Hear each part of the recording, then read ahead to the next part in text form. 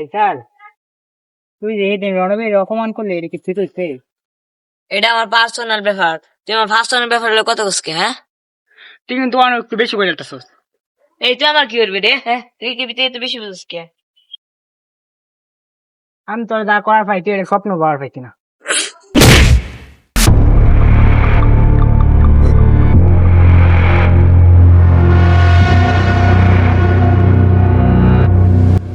এটার আবার কি হইল?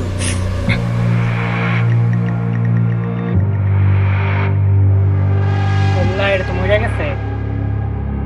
মেয়েদের মাইরা লাই আমি অনেক সেটি করে দিতেছি। হ্যালো সিআইডি,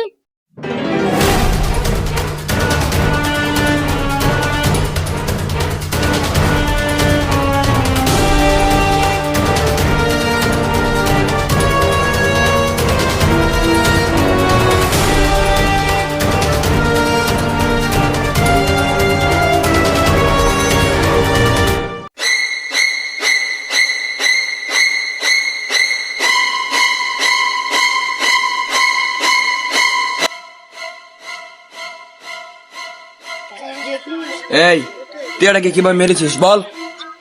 স্যার আমি কিছু জানি না, আমার দেখালে একটু কথা কাটাকাটি হয়েছিল, তারপর আমি তার একটা ধাক্কাইছি, সে পড়ে গিয়ে মরে গেছে। আচ্ছা, তুই যেহেতু কিছু করিস নাই, আমরা চেক করলে সব বোঝা যাবে তুই কি করছিস আর কি করিস নাই। এই চেক করো।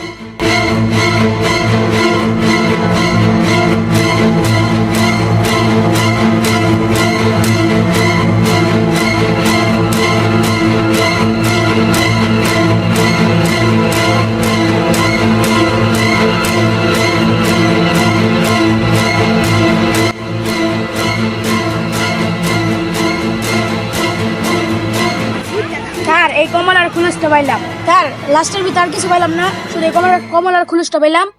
লাস্টটাকে ফরিক্সিল ল্যাবে পাঠিয়ে দিই। আমরা যেহেতু লাস্ট থেকে কিছু গেলাম না, ফরেনসিক রিপোর্ট আওয়ার পরে এই ব্যাপার জানা যাবে। আচ্ছা এই তুই বল, ওই সেখানে কি হয়েছিল ডিটেলসে বল।